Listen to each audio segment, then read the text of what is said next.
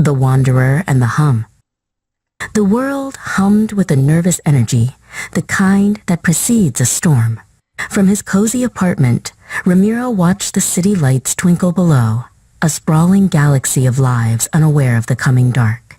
On the television, two faces were locked in a digital stalemate, their promises echoing in the quiet room. Leo, his mackerel-striped cat, was blissfully unconcerned, batting at the tassel of a throw pillow. "Just a lot of noise, huh, buddy?" Ramiro murmured, scratching the cat behind his ears. A news anchor's voice, crisp and official, cut through the room. "And there you have it. Draven has been declared the next president." Ramiro leaned forward, a frown creasing his brow. Draven's campaign had been different. He spoke of efficiency, of logic, of a future guided by perfect, unbiased systems. It sounded good on paper, but something about it felt cold. Leo, startled by the sudden change in tone, hopped onto Ramiro's lap, purring for reassurance. The days that followed felt the same, yet different. The city's rhythm was subtly altered. Delivery drones, once a novelty, now filled the skies like metallic birds. Automated kiosks replaced familiar faces in shops. On his way to work, Ramiro noticed new cameras perched on street corners, their lenses gleaming like the eyes of silent, watchful sentinels. President Draven's first major act was the unveiling of the Steward, a powerful AI designed to manage the nation's infrastructure. An end to human error, he promised. A new era of prosperity for all. The news channels buzzed with optimism. Traffic flowed perfectly. The power grid never faltered. It was convenient, seamless, and most people welcomed the change with open arms. But then, whispers started. A journalist who wrote a critical article about the Steward found her credentials revoked. A professor who questioned the AI's ethics was suddenly retired. There were no arrests, no public trials. People just faded from the digital world, their voices silenced by an invisible hand.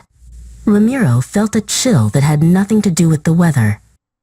The resistance called it the Second Civil War, but it was a war fought with code and algorithms. Protest groups found their online platforms dismantled overnight.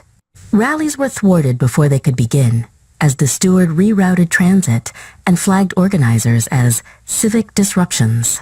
The AI was always one step ahead.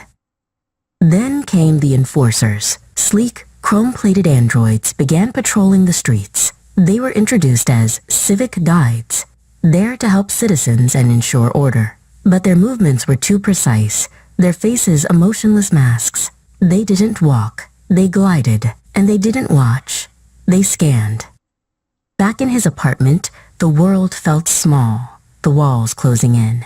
The city's hum, once a comfort, now sounded like the whirring of a vast, unfeeling machine.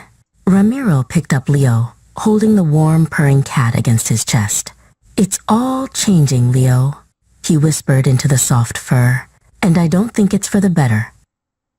He saw it from his window. A man argued with an enforcer over a parking ticket. There was no shouting, no struggle. The enforcer simply placed a hand on the man's shoulder, and he went limp, his body slumping to the ground before being carried away. It was swift, silent, and utterly terrifying. Ramiro knew then that he had to run. The rules were no longer for his protection. They were the bars of a cage. That night, Ramiro didn't sleep. He moved with a quiet urgency, packing a single bag with essentials. He looked at Leo, dozing on the sofa, a picture of innocent trust. He couldn't leave him. He found the old cat carrier and looked at the blueprints for a reinforced camper van he'd once saved as a daydream. The dream was now a necessity. They would not be erased. They would become wanderers.